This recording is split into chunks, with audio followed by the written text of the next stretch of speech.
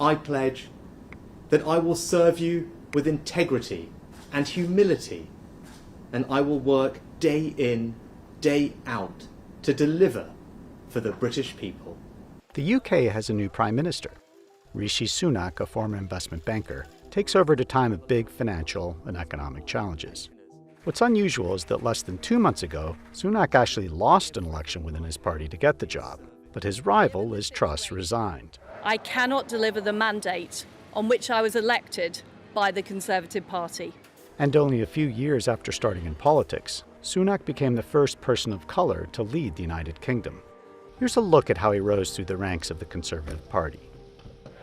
Rishi Sunak. Today, I have the enormous privilege of standing here as a Member of Parliament. Sunak made his debut in Parliament in 2015, putting his sense of humour on display as a lawmaker representing a county in northern England. And although I am not from Yorkshire, they were immensely relieved to learn that I was not from Lancashire either. The son of a pharmacist and a doctor of Indian descent, he was an early supporter of Brexit and went on to hold junior ministerial roles. But his career really took off when he got the second most important job in Boris Johnson's government.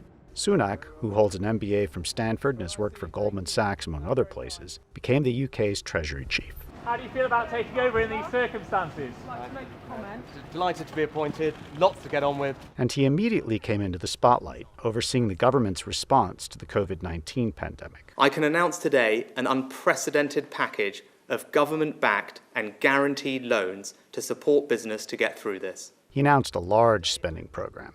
When I say large, £330 billion, to help businesses pay wages to millions of people who couldn't work during the pandemic. In early 2022, as his boss faced a series of scandals, Rishi Sunak resigned as Treasury Chief. And soon after Johnson himself stepped down, Sunak made an announcement. I'm standing to be the next leader of the Conservative Party and your Prime Minister. Sunak raced against Truss, whose plans he called fairy tale economics. In televised debates, he stressed that the priority should be to keep inflation and interest rates under control. Your plans would mean that interest rates would have to go up to around 7%. So just think what that means for all of your mortgages. He lost that race, but won the argument after Truss's plans caused havoc on financial markets. Now Truss is out, and he's won the UK premiership in one of the more spectacular "I told you so" moments in modern politics. So what challenges does he inherit from his predecessors? The economy will be one big thing on his agenda. There's a looming recession in the UK and high inflation, which creates a double whammy for ordinary people. Sunak, who has advocated for spending cuts, has also been widely criticized by the British press and public. As a former hedge fund manager who is married to the daughter of one of India's sometimes been seen as out of touch with the people's economic reality.